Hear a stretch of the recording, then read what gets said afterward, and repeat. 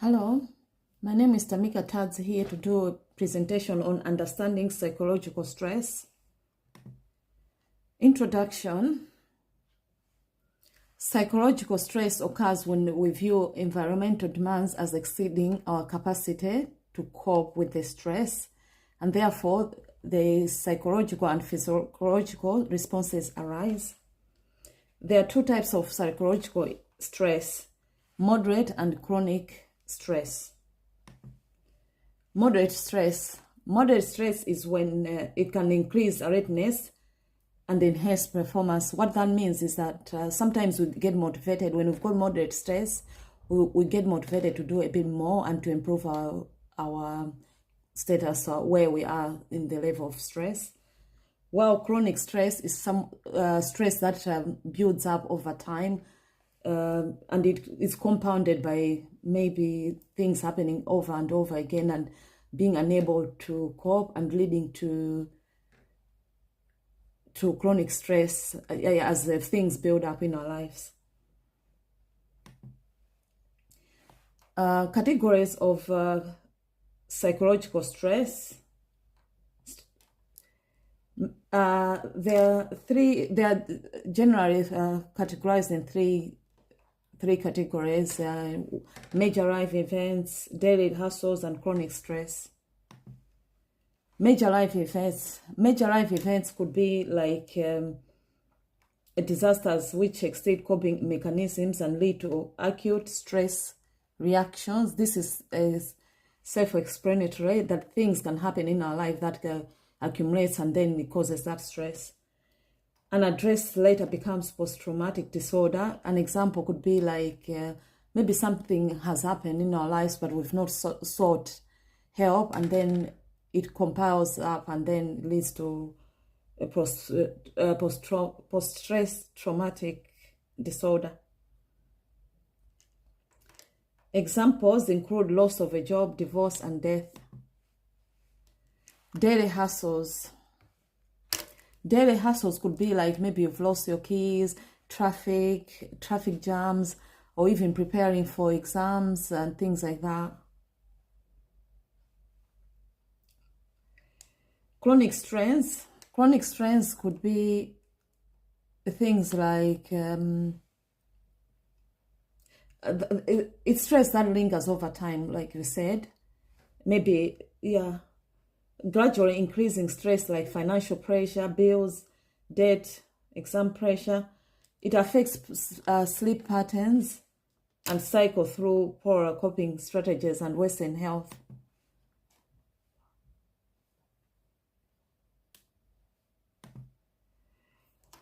Chronic stress.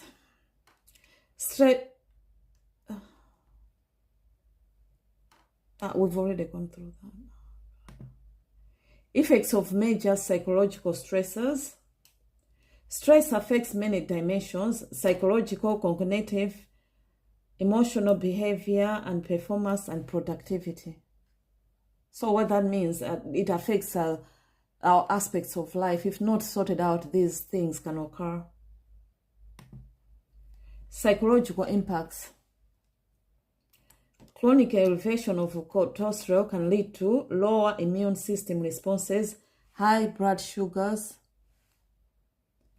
increased atherosclerosis, which leads to an increase of cardiovascular, like long-term.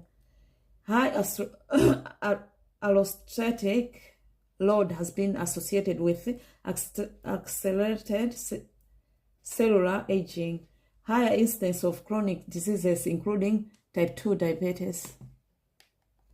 Cognitive and emotional impacts. So stress can have emotional and cognitive impact on people's lives. Attentional narrowing. Under intense stress, focus centers on the threat, which can lead to reduced awareness of broader context or solution, limits problem solving and flexibility. Mood disturbance. Stress can also affect our mood. Chronic stress disrupts neurotransmitter balance, elevated cortisol linked to anxiety and irritability, depression symptoms, behavior impacts, unhealthy coping behaviors. These are quick fixes. Increased alcohol use. These are just examples of how some people try to cope with stress. They can have use of alcohol, smoking, overeating, and substance use.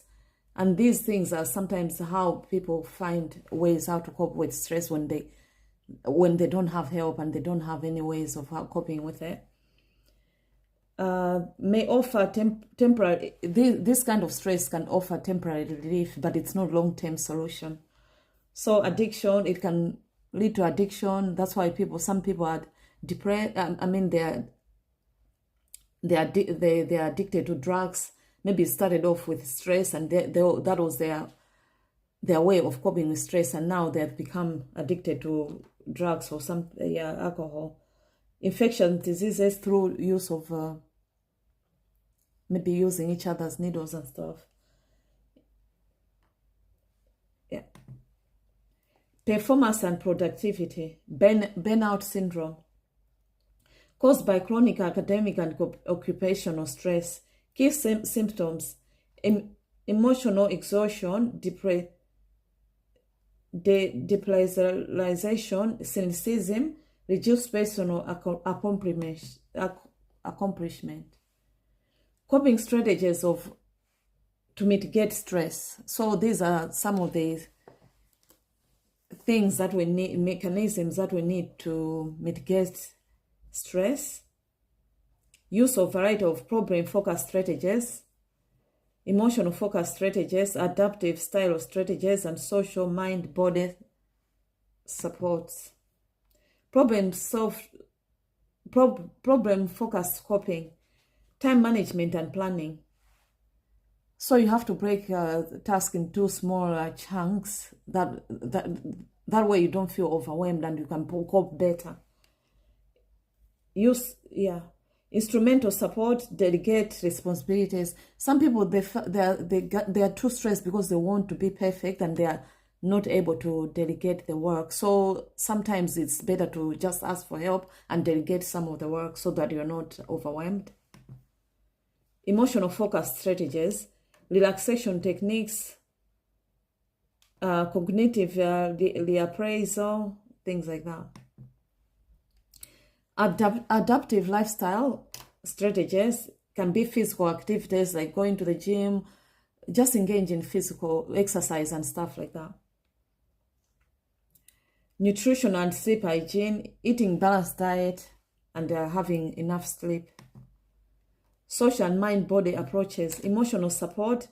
This means that you can talk to friends and try to elevate that stress by hanging out with people that you're familiar with. That sort of relieves the burden. Mindfulness and meditation. Evaluating coping effectiveness. There's no one-size-fits-all strategy. Effectiveness depends on the type of nature of stressor, poor characteristics, behavior, willingness, and context and opportunity factors. This means that it's an individual thing. It's not like it fits all. Like we are in different individuals, so stress affects us in different ways. Research and evidence: what works and when. Problem-focused coping, emotional-focused coping.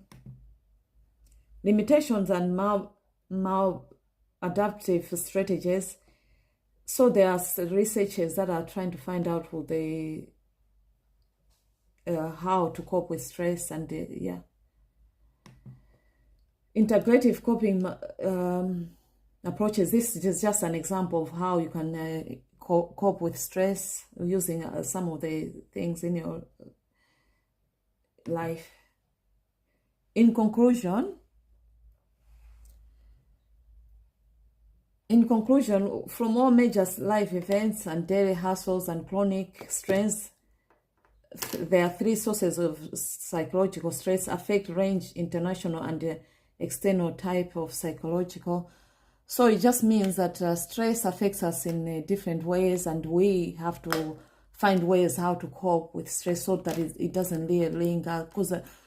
Because just living stress and not finding a solution is hard, it can be tough. So we just have to find ways on how to cope with the stress. So that brings me to the end of my presentation. I hope you have enjoyed. Thank you.